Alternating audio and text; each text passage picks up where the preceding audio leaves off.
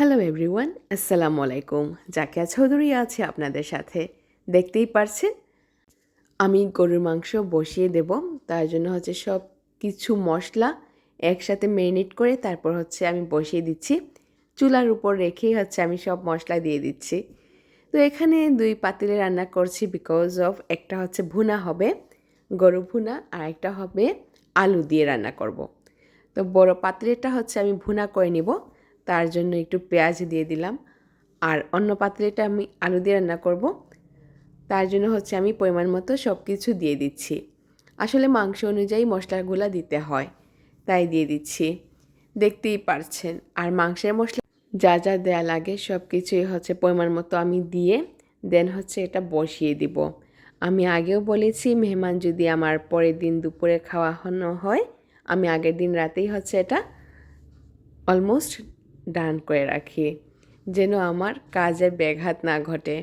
তার জন্য দেখতেই পারছেন আমাকে কাজে হেল্প করছেন আমার সেই ভাইরাল খালা। তো আলহামদুলিল্লাহ আমার তরকারিগুলা অনেক টেস্ট হয়েছিল, তার জন্য আপনাদের সাথে একটু শেয়ার করলাম। আলহামদুলিল্লাহ প্রায় আমার বড় পাতিলে রান্না করা লাগে, তার জন্য আমার পরিমাণটা বুঝতে সমস্যা হয় না। যারা নতুন গৃহিণী আছেন, আপনারা আমার ভিডিও যদি ফলো করেন অবশ্যই বুঝে যাবেন কতটুকু দিতে হয়।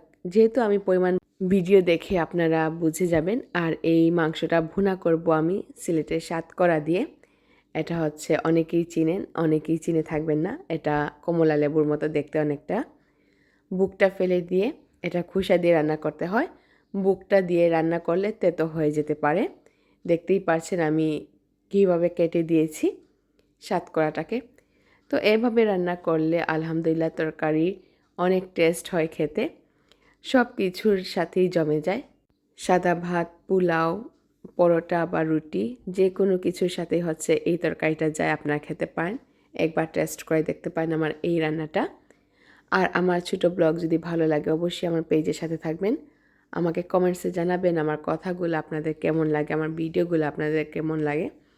তো দেখতেই পারছেন আলহামদুলিল্লাহ আমার অলমোস্ট ডান, এটা হয়ে গেল। অনেক টেস্ট হয়েছিল। তো আপনারা সবাই ভালো থাকবেন, আমার জন্য দোয়া করবেন। ছোটো একটা ভিডিও শেয়ার করলাম, অবশ্যই আমার সাথে থাকবেন।